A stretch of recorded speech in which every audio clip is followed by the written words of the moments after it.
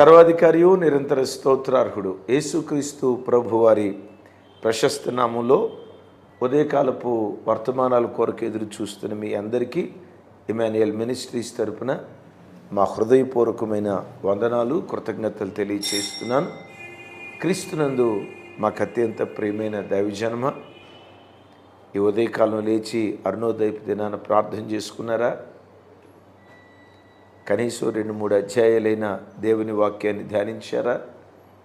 అవును, గడిచిన రాత్రి కుటుంబంలో కుటుంబ ఆరాధన జరిగిందా?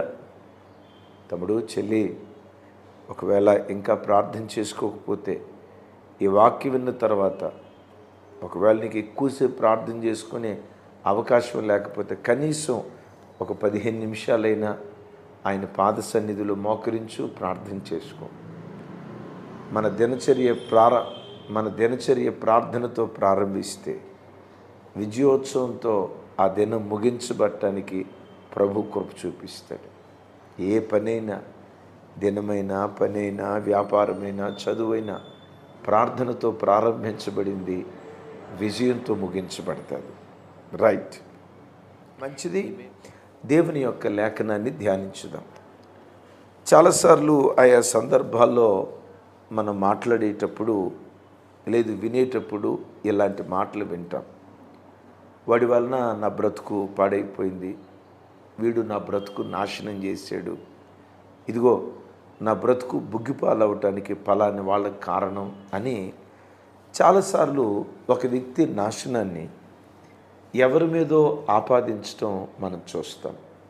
తమ్ముడు, చెల్లి, ఆ మాటలో కొంత వాస్తవం ఉండి ఉండొచ్చు. కానీ పరిశుద్ధ గ్రంథమైన బైబిల్ ఏమని చెప్తుంది ఒకసారి ఆలోచిస్తే, యెషయా గ్రంథం చూడండి, ఒక విలువైన మాట. యెషయా గ్రంథం 49వ అధ్యాయం 17వ వచనం. నీ కుమారులు త్వరపడుచున్నారు, నిన్ను నాశనము చేసి నిన్ను పాడు చేసిన వారు నీలో నుండే బయలు వెళ్ళుచున్నారు. విన్నారా? నిన్ను నాశనము చేసి నిన్ను పాడు చేసిన వారు నీలో నుండే బయలుదేరుచున్నారు. ఒక వ్యక్తిని ఎవరో నాశనం చేస్తే ఒకళ్ళిద్దరి జీవితాల్లో అయి ఉండొచ్చు, కానీ ఎక్కువ శాతం నిన్ను నాశనం చేసేవారు నీలో నుండే బయలుదేరుతారు. నా బ్రతుకును, మన బ్రతుకులను నాశనం చేసే ఆ భయంకరమైన పరిస్థితులు మనలో నుండే బయలుదేరుతాయి. దేవుని యొక్క వాక్యం సెలవిస్తుంది. దీనికి లోకంలో జరిగే 2-3 సన్నివేశాలు చెప్తాను. ఒకరోజు ఫైతంలో యాపిల్ పండు తిందామని ఆ యాపిల్ పండు తీసుకున్నాను. ఒకవైపు కాస్త కుళ్ళినట్లుగా, డ్యామేజ్ అయినట్లుగా ఉంది. ఈ రిమైనింగ్ సగం హాఫ్ పార్ట్ బాగానే ఉంది. సరేలే, పాడైపోయిన ఈ భాగాన్ని కట్ చేసి రిమైనింగ్ పార్ట్ తిందాంలే అని చెప్పి కత్తి తీసుకొని పాడైన పార్ట్ని కత్తితో అట్లా కట్ చేశా. విచిత్రం ఏంటో తెలుసా? ఆ పాడైపోయిన ప్రాంతంలో నుండి తెల్లటి పురుగు ఇట్లా ప్రాక్కుంటూ బయటకు వస్తుంది. అరే, ఈ యాపిల్ పండులోకి పురుగు ఎట్లొచ్చింది? బయట నుంచి ఏమన్నా వచ్చిందని చూస్తే ఏమి హోల్, రంధ్రం ఏం కనపట్ల. ఈ యాపిల్ పండు కొంత పాడైంది, పాడవటానికి బయట నుంచి ఏదో పురుగు వచ్చింది అనుకుంటే విచిత్రం ఏంటో తెలుసా? బయట నుంచి రాలా, ఆ పురుగు లోపటే పుట్టింది. ఏదో బయట నుంచి వచ్చింది, దాన్ని పాడు చేయలేదు, నాశనం చేయలేదు. దాని లోపట పుట్టినటువంటి పురుగే ఆ పండును పాడు చేసింది. చెక్క ఉంది, చెక్క లోపట పుట్టిన చెద పురుగులే చెక్కను తినేస్తాయి కదా. ఇనుముంది, బలమైందే, దాని లోపట పుట్టిన తుప్పే, దాని పైభాగాన పట్టినటువంటి తుప్పే ఆ ఇనుమును తినేస్తుంది కదా. తమ్ముడు, చెల్లి, చాలా సందర్భాల్లో వాళ్ళు నా బ్రతుకుని నాశనం చేశారు, వీళ్ళు నా బ్రతుకుని నాశనం చేశారు, మన నాశనానికి ఎవరో కారణం అని ఆపాదిస్తూ కాలం గడపటం కాదు. నిజమే. దీని గూర్చి యేసుక్రీస్తు ప్రభువారు కూడా మాట్లాడుతూ ఓ దివ్యమైన మాట అంటారు. చూడండి, మార్క్స్ వార్త 7వ అధ్యాయం 20, 21, 22 వచనాలు. మనుషుని లోపటి నుండి బయలువెళ్ళినది మనుషుని అపవిత్రపరచును. లోపల నుండియే అనగా మనుషుల హృదయములో నుండి దురాలోచనలు, జారత్వము, దొంగతనము, నరహత్య, వ్యభిచారము, లోభము, చెడుతనము, కృత్రిమము, కామవికారము, మత్సరము, దేవదూషణ, అహంభావము, అవివేకము వచ్చును. ఈ చెడ్డవన్నీ లోపల నుండియే బయలువెళ్ళి మనుషుని అపవిత్రపరచునని చెప్పాను. విన్నారా? ప్రతి మనిషి లోపట 13 రకాలైన పాపాలు ఉంటాయట. యేసు ప్రభు వారు చెప్పిన మాట. ఈ మనిషి లోపట పుట్టే ఈ 13 రకాలైన పాపాలే మనిషి బ్రతుకును నాశనం చేస్తున్నట్లుగా దేవుని యొక్క వాక్యంలో రాయబడింది. యాపిల్ పండు లోపట పుట్టిన పురుగు యాపిల్ పండు నాశనం చేసినట్లుగా మనుషుని హృదయములో పుట్టే ఈ 13 రకాలైన పాపాలు బ్రతుకులను వినాశనం చేస్తూ ఉన్నాయి. వాటిలో మొదటి స్థానం దేవుడు వేటికిచ్చాడో తెలుసా? దురాలోచన. వెరీ నెక్స్ట్ జారత్వము. విన్నారా? అంటే చెడ్డ ఆలోచనలు. ప్రతి పాపం యొక్క పునాది, ప్రారంభం ఆలోచనే కదా. ఒక వ్యక్తి ఒక చెడు కార్యక్రమం చేశాడంటే ఆ కార్యానికి ముందు ఆ కార్యం చేయాలనే ఆలోచన హృదయంలో పడుతుంది. అందుకనే ఒక భక్తుడు ఇలా అంటాడు, ప్రతి పాపానికి తల్లి దురాలోచన, ప్రతి అపవిత్రతకు తల్లి దురాలోచన. తమ్ముడు, చెల్లి, ఆలోచనలు జాగ్రత్తగా కాపాడుకో. దురాలోచనలు వస్తున్నప్పుడు ఎప్పటికప్పుడు వాటిని కత్తిరించుకుంటూ వెళ్ళిపో. వాటిని కత్తిరించుకోకపోతే ఎలా జీవితం నాశనం అయిపోద్దో బైబిల్లో అనేక మంది వ్యక్తులు, అమ్నోను జీవితం దానికి నిలువుటద్దం. ఏంటో అయ్యి అమ్నోను జీవితం లేఖనంలో చూస్తే దావీదు యొక్క జ్యేష్ఠ కుమారుడు అమ్నోను. పాత నిబంధనలో తండ్రి రాజు అయితే వెరీ నెక్స్ట్ రాజు ఎవరవుతారై అంటే జ్యేష్ఠ కుమారుడే. అది రైట్ రాయల్గా ధర్మశాస్త్రం జ్యేష్ఠ కుమారుడికి ఇచ్చిన హక్కు, స్వాతంత్రం. అది ఇప్పుడు దావీదు తర్వాత వాస్తవంగా రాజు అవ్వాల్సింది అమ్నోను. కానీ విచిత్రం ఏంటో తెలుసా? రాజు అవటం దేవుడు ఎరుగు. రాళ్ల దెబ్బలతో కొట్టి చంపబడి, రాళ్ళ కుప్ప వేయబడి ఒక భయంకరమైనటువంటి మరణం పొందుకున్నాడు. చావు దెబ్బ తిన్నాడు. ఎందుకు? కారణం ఏంటి? దురాలోచన. ఆ దురాలోచన ఆ వ్యక్తిని జారత్వానికి తీసుకుని వెళ్ళింది. ఎలా? చూడండి, 13వ అధ్యాయం, సమూయేలు 2వ గ్రంథం 13వ అధ్యాయం మొదటి 2 వచనాలు చదువుతాను, చూడండి. తరువాత దావీదు కుమారుడుకు అబ్షాలోమునకు తామారును ఒక సుందరవతియగు సహోదరి ఉండగా, దావీదు కుమారుడుకు అమ్నోను ఆమెను మోహించెను. తామారు కన్నిక అయినందున ఆమెకు ఏమి చేయవలనో దుర్లభమని అమ్నోను గ్రహించి చింతాక్రాంతుడై తన చెల్లి అయిన తామారును బట్టి చిక్కిపోయింది. వినటానికి లజ్జాకరమైన మాట, చదవటానికి కూడా నాకు ఇబ్బందిగా అనిపిస్తుంది. ఇలాంటి పరిస్థితుల్లో తన సొంత చెల్లెల్ని చూసినప్పుడు ఒక దురాలోచన మనస్సులో ప్రారంభమైంది. నిజమే, నీ కళ్ళతో కొంతమందిని చూసినప్పుడు సహజం ఒక చెడు ఆలోచన ప్రతి మనిషి మనస్సులో ఏదో ఒక సందర్భంలో పుట్టుకొస్తుంది. ఏం చేయాలి? ఆ చేదైన వేరు మొలకెత్తినప్పుడే ఎప్పటికప్పుడు కత్తిరించాలి. సొంత ఇలాంటి దౌర్భాగ్యపు ఆలోచన ఇలాంటిది రాకూడదని ఆ దురాలోచన అమ్నోను కత్తిరించకుండా ఆ చేదైన విత్తనానికి నీరు పోసాడు, ఎరువేశాడు. తర్వాత తన సొంత చెల్లితో చేయకూడని కార్యక్రమం చేశాడు. తామారు అన్న అబ్షాలోము చేతిలో చావు దెబ్బ తిని సమాధికి కూడా నోచుకోక రాళ్ళ కుప్ప వేయబడి దారుణమైన మరణాన్ని పొందుకున్నాడు.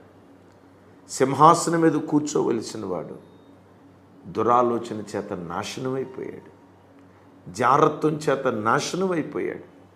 ఇక్కడ మిమ్మల్ని అడుగుతా, అమ్నోనును పాడు చేసింది ఎవరు? తామారు పాడు చేసింది అందామా? అబ్షాలోము పాడు చేశాడు అందామా? ఎవ్వరూ పాడు చేయలే. అమ్నోను తన బ్రతుకును తానే పాడు చేసుకున్నాడు. ఎలా? తనలో బయలుదేరిన దురాలోచన, జారత్వపు జీవితం. తమ్ముడు, చెల్లి, వివాహం కాకమునుపు తప్పుడు త్రోవలకు వెళుతున్నావేమో జాగ్రత్త. ఆ జారత్వం, ఆ దురాలోచన నీ బ్రతుకు నాశనం చేస్తుంది అన్న సంగతి గ్రహించు. జీవితంలో ఎవరినో ప్రేమించి వివాహం కాకుండా తప్పుడు త్రోవలకు వెళ్ళి శరీర ఇచ్ఛలను నియంత్రించుకోలేక వాడు వివాహం చేసుకుంటాడని కాలు జారి ఆ తర్వాత వాడు నేను వివాహం చేసుకోనని వాడు వెళ్ళిపోయిన తర్వాత అప్పుడు నీవేమంటావో తెలుసా? వాడు నన్ను మోసం చేశాడు. నిజమే, నేను కాదన్ను. దానికి ముందు నిన్ను నీవు మోసం చేసుకున్నావు. వాడు నాశనం చేశాడు అని అన్నావు, నిజమే. దానికంటే ముందు నీలో నుంచి బయలుదేరిన దురాలోచన, జారత్వపు మనస్సు నిన్ను నాశనం చేస్తుంది అన్న సంగతి గ్రహించు. వాక్యం వింటున్న బిడ్డలారా, నిన్ను నాశనం చేసేవారు నీలో నుండే బయలుదేరుతున్నారు. ఎలాంటి ఆలోచనలు బయలుదేరుతున్నాయి నీలో? ఉన్నతమైన ఆలోచనలా, దురాలోచనలా, పనికిమాలిన ఆలోచనలా, ప్రయోజనాన్ని చేకూర్చే ఆలోచనలా? ఆలోచించు. యేసు ప్రభువారు అక్కడ మాట్లాడుతూ 3వ స్థానం దేనికి ఇచ్చాడయ్యి అంటే చూడండి, అక్కడ 3వ స్థానం, రైట్. ప్రభువారు మాట్లాడుతూ దురాలోచనలు, జారత్వము, దొంగతనము. విన్నారా? దొంగతనం. నీది కాని దాన్ని ఆశించే ఆ దొంగతనపు బుద్ధి నీలో నుంచి బయలుదేరుతుంది. నిజమే. 12 మంది అపోస్తులు, ఆ 12 మంది అపోస్తుల్లో దొంగతనపు బుద్ధి కలిగిన వాడు ఇస్కరియోతు యోధ. నేనంట 12 మంది అపోస్తులు ఇస్కరియోతు యోధ తప్పితే 11 మంది దేవుని చేతిలో ధృవతారులుగా వాడబడ్డారు. ఇస్కరియోతు యోధ ఉరివేసుకొని చనిపోయాడు. కారణం ఏంటి? దొంగతనం. దొంగతనం. అతని హృదయములో పుట్టిన ఆ దొంగ బుద్ధి తన బ్రతుకును నాశనం చేసింది. నేనంట ఇస్కరియోతు యోధ బ్రతుకు నాశనం అవటానికి ఎవరి వలనో యోధ నాశనం అయ్యాడు అందామా? లేదు. అపోస్తులు, తోటి అపోస్తుల వలన నాశనం అయ్యాడు అందామా? తన బ్రతుకును తానే నాశనం చేసుకున్నాడు అందామా? నిజమే. తన బ్రతుకును తానే నాశనం చేసుకున్నాడు. ఎలా? తనలో బయలుదేరిన దొంగతనపు ఆలోచన. తమ్ముడు, ఎక్కడైనా నీది కాంది ఎవరిదైనా దొరికితే దాన్ని దొంగిలించాలనే ఆలోచన నీకు వస్తుందా? తస్మాత్ జాగ్రత్త. ఈరోజు చిన్నదై ఉండొచ్చు, ఎవరు పసిగట్టకపోయి ఉండొచ్చు. అది నిన్ను నాశనం చేస్తుంది. గ్రహించు, అర్థం చేసుకో. ఆ తర్వాత ప్రభు ఏమంటారు తెలుసా? నరహత్య. నరహత్య. ఏ హత్య? నిజమే. ఈ పగ ప్రతీకారాల వలన నరహత్య అంటే ఈ నరహత్య చేయాలనే ఆలోచన ఎక్కడి నుంచి వస్తుంది? మనిషి హృదయములో నుంచి వస్తుంది. కోపం, పగ, ప్రతీకారం, కక్ష ఇవి ఎక్కడి నుంచి వస్తాయంటే మనిషి హృదయములో నుండే వస్తాయి.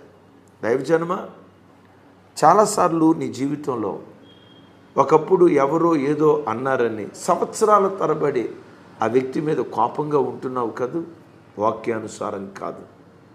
అది నీ ఆధ్యాత్మిక జీవితాన్ని నాశనం చేస్తుంది. గ్రహించు. యేసయ్య మనకు నేర్పింది క్షమించు, ప్రేమించు.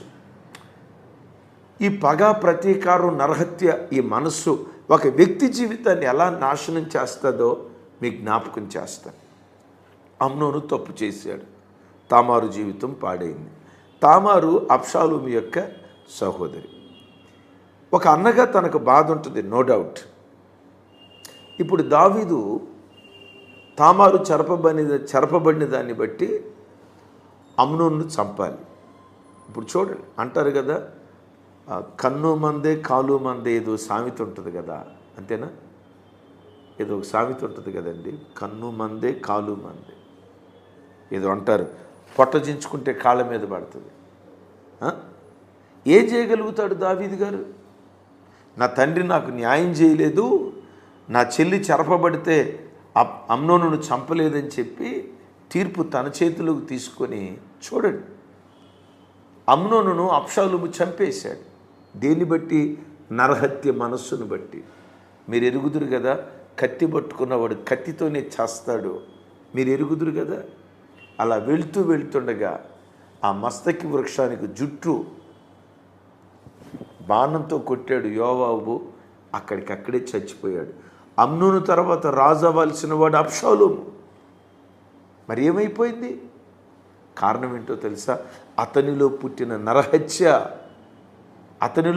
నరహత్య అతని జీవితాన్ని నాశనం చేసింది.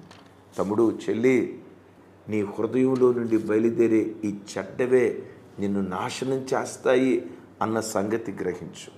ప్రభువారు చెప్పుకుంటూ వస్తూ అహంభావము, అవివేకము, అహంభావం అంటే గర్వం. దావీదుకు పుట్టిన కుమారులో మరో కుమారుడు అదోనియా గర్వించిన వాడై అని రాసింది. విన్నారా? తనను తానే రాజుగా ప్రకటించుకున్నాడు అంట. స్వయం ప్రకటిత రాజు, నేనే రాజుని ప్రకటించుకున్నాడు. ఇక్కడ ఒక మాట జ్ఞాపకం చేస్తాను. ఎందుకు అతనికి అంత గర్వం అంటే, అబ్షాలోము కానీ అదోనియా కానీ ఎందుకు అంత గర్వమో తెలుసా? వారు బహు సౌందర్యం, బహు అందగాళ్ళట, బహు హ్యాండ్సమ్, బహు అందంగా ఉంటారట. వాళ్ళందం వాళ్ళు గర్వించేటట్లుగా చేసింది. తమ్ముడు, చెల్లి, కొన్నిసార్లు నీ పొజిషన్, నీ స్థాయి, నీ స్థితిగతులు, నీ ఉద్యోగం, నీ చదువు, నువ్వు అనుభవిస్తున్న ఆ ఉన్నతమైన స్థితి నువ్వు గర్వించేటట్లుగా కారణమవుతుంది. తిమోతి పత్రికలో పౌలు గారు అంటారు కదా, యహమందు ధనవంతులైన వారు గర్విష్ఠులు కాక అంటాడు. అంటే నీవు కలిగిన ధనిక స్థితి, అది అందం కావచ్చు, చదువు కావచ్చు, వ్యాపారం కావచ్చు, ఆర్థిక స్థితిగతులు కావచ్చు, నువ్వు అనుభవిస్తున్న ఉన్నత స్థితి కావచ్చు, నీవు కలిగిన తలాంతులు కావచ్చు, గర్వించే ప్రమాదం ఉంటుంది. గర్వం నీలో నుండి బయలుదేరిందా, నీ చేతులారా నిన్ను నువ్వు నాశనం చేసుకుంటావు. గ్రహించు. సంసోన్ని ఎవరూ నాశనం చేయలే, తనను తానే నాశనం చేసుకున్నాడు. ఆకానుని ఎవరూ నాశనం చేయలే, ఆకాను తను తానే నాశనం చేసుకున్నాడు. తమ్ముడు, నీలో నుంచి ఏం బయలుదేరుతున్నాయో ఒక్కసారి జాగ్రత్తగా ఉండు. ఈ వాక్యం వింటున్న దైవజనమా, సొలొమోను వీటన్నిటికీ దూరంగా బ్రతుకుతూ వచ్చాడు. వీటికి హృదయములో నుండి పుట్టే దురాలోచన అమ్నోను, హృదయంలో నుండి పుట్టే జారత్వం అమ్నోను, నరహత్య అబ్షాలోము, అహంభావం, అవివేకపు ప్రవర్తన అదోనియా, వీళ్ళందరికీ దూరంగా బ్రతుకుతూ తన జీవితాన్ని కాపాడుకుంటూ వచ్చాడు గనుక సింహాసనం సొలొమోనును వరించింది. యేసయ్యకి మహిమ కలుగునుగాక. తాను ఎంత నీతిగా, భక్తిగా, యథార్థంగా బ్రతికాడో మనకు అర్థం కావాలి అంటే సొలొమోనుకు దావీదు సొలొమోను అని పేరు పెడితే దేవుడు ఆయనకి ఏమని పేరు పెట్టాడో తెలుసా? యెదిద్యా అని పేరు పెట్టమన్నాడు. విన్నారా? దీని గూర్చిన వివరణ సమూయేలు 2వ గ్రంథం చూడండి ఒకసారి. సమూయేలు 2వ గ్రంథం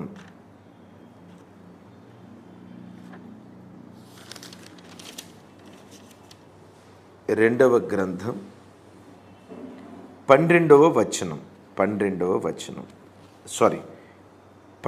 అధ్యాయం 24-25 వచనాలు. తర్వాత దావీదు తన భార్య అయిన బత్షెబను ఓదార్చి ఆమె యొద్దకు పోయి ఆమెను కూడగా ఆమె ఒక కుమారుని కనెను. దావీదు అతనికి సొలొమోను అను పేరు పెట్టెను. యెహోవా అతన్ని ప్రేమించి నాతాను అను ప్రవక్తను పంపగా అతడు యెహోవా ఆజ్ఞను బట్టి యెదిద్యా యెదిద్యా అని అతనికి పేరు పెట్టాను.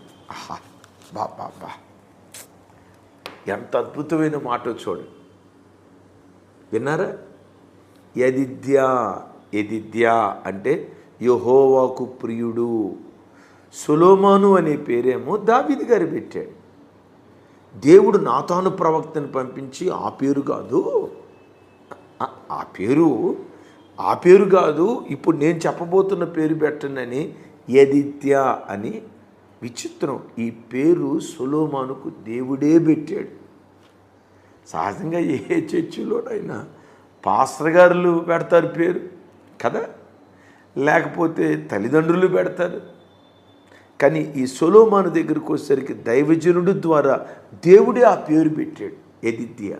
యెదిద్యా అంటే యెహోవాకు ప్రియుడు అని అర్థం. విన్నారా? ఎందుకు ఆ పేరు పెట్టాడు దేవుడు? అలాంటి ప్రియమైన జీవితం జీవించాడు కనుక సింహాసనం వరించింది. నేనంట, దావీదుకు పుట్టిన కుమారుల్లో ఈ నలుగురిలో ముగ్గురు బ్రతుకులు నాశనమయ్యాయి, ఒకడు సింహాసనం ఎక్కాడు. వీళ్ళ బ్రతుకులు నాశనం అవటానికి దావీదు కారణం అందామా? నో. అమ్నోను నాశనం అవటానికి అబ్షాలోము కారణం అందామా? నో. మరి ఎలా వాళ్ళ బ్రతుకులు నాశనం అయిపోయాయి? వారిలో బయలుదేరిన పాపమే వాళ్ళని నాశనం చేసింది. తనలో పాపం బయలుదేరకుండా తన జీవితాన్ని జాగ్రత్తగా కాపాడుకున్నాడు. అందువల్లనే చెప్పండి, అందువల్లనే సొలొమోను దేశాన్ని పరిపాలన చేసే రాజు అయ్యాడు. తమ్ముడు, అందుకనే హృదయాన్ని శుద్ధిగా ఉంచుకో. ఈ 13 రకాల పాపాల్లో ఏది నీ లోపటకు రాకుండా జాగ్రత్తగా కాపాడుకో. ఇక్కడ ఒక మాట, అయ్యా, ఈ హృదయాన్ని శుద్ధి చేసుకోవాలంటే ఏం చేయాలి? యేసు రక్తంతో కడగబడి హృదయం నిండా దేవుని వాక్యాన్ని నింపుకోవాలి. ఒక గ్లాసు ఉంది, ఆ గ్లాసు నిండా మురికి నీళ్ళు ఉన్నాయి. అదే హృదయం అనే గ్లాసు ఉంది. హృదయం అనే గ్లాసు నిండా మురికి నీళ్ళు ఉన్నాయి అనుకోండి. ఏంటి? ఇందాక మనం విన్నాం కదా, దురాలోచన, జారత్వము, దొంగతనము, నరహత్య విన్నాం కదా. ఇలాంటి 13 రకాలైన పాపాలు హృదయం అనే గ్లాసులో ఉన్నాయి. హృదయం అనే గ్లాసులో మురికి నీళ్ళు. ఈ మురికి నీళ్ళు శుద్ధమైన నీళ్లుగా మార్చబడాలి. హృదయం శుద్ధి చేయబడాలంటే ఏం చేయాలంటే స్వచ్ఛమైన నీళ్లు పోస్తూ ఉండాలి, సమృద్ధిగా పోస్తూ ఉండాలి. నీళ్ళు అలా పోస్తూ ఉంటే గ్లాస్ లోపల ఉన్న మురికి నీళ్ళు బయటికి వెళ్ళి గిన్నె నిండి పొంగి పొర్లేటట్లుగా నీళ్లు పోస్తూ ఉంటే మురికి నీళ్లు బయటికి వెళ్ళి దాని స్థానంలో స్వచ్ఛమైన నీళ్లు నిలిచి ఉంటాయి. ఆ స్వచ్ఛమైన నీరే యేసు రక్తం, ఆ స్వచ్ఛమైన నీరే దేవుని వాక్యం, ఆ స్వచ్ఛమైన నీరే దేవుని యొక్క ఆత్మ. అంతరంగమంతా వాక్యంతో నింపుకో, శుద్ధుడు అయిపోతావు. అంతరంగమంతా ఆత్మతో నింపుకో, ఆత్మ తీవ్రతతో ప్రభువుని ఆరాధించు. ఎస్ దేవా, ఇలాంటి ఆత్మ తీవ్రత నాకు దయచేయవా. బైబిల్లో తన ఆత్మలో తీవ్రత కలిగిన ఒక దైవజనుడు ఉన్నాడు. ఆ దైవజనుని గురించి చక్కటి వర్తమానం మనం వినబోతున్నాం. మెట్టుకు దైవజనమా, ఈ హృదయాన్ని దేవుని వాక్యంతో, దేవుని ఆత్మతో నింపుకుంటే హృదయములో ఉన్న చెడుతనమంతా బయటికి వెళ్ళి హృదయములో నుండి జీవధారలు బయలుదేరతాయి. ఆ జీవధార నేను ప్రభు కొరకు జీవింపచేయునుగాక. ఆమేన్. ప్రార్థించేద్దాం. సర్వశక్తి గల తండ్రి, నిజమే, ఎవరో మమ్మల్ని నాశనం చేస్తున్నారు అని అంటూ వచ్చాం. లేదయ్యా, మా హృదయములో నుండి బయలుదేరేవే మా బ్రతుకు నాశనం చేస్తున్నాయని మా పితరుల జీవితాలు మాకు గుర్తుకు తెచ్చారు. అయ్యా, ఈ దినం మా హృదయాన్ని శుద్ధి చేసుకున్నట్లుగా అంతరంగమంతా వాక్యంతో నింపబడే కృప దయచేయండి. అంతరంగమంతటిని పరిశుద్ధాత్మ ప్రసన్నతతో నింపుకునే కృప దయచేయండి. దేవా, మా హృదయములో నుండి జీవధారలు బయలుదేరాలి, మేము జీవించాలి, అనేకులను జీవింపచేయాలి. ఆ కృప నాకు, ఈ వాక్యం విన్న ప్రతి ప్రజకు సమృద్ధిగా దయచేసి మహిమ పొందమని యేసు నామం పేరిట ప్రార్థించి స్తుతించి పొంది ఉన్నాం తండ్రి. ఆమేన్.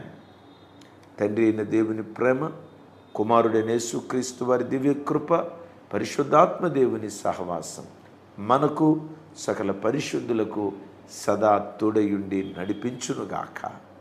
ఆమేన్.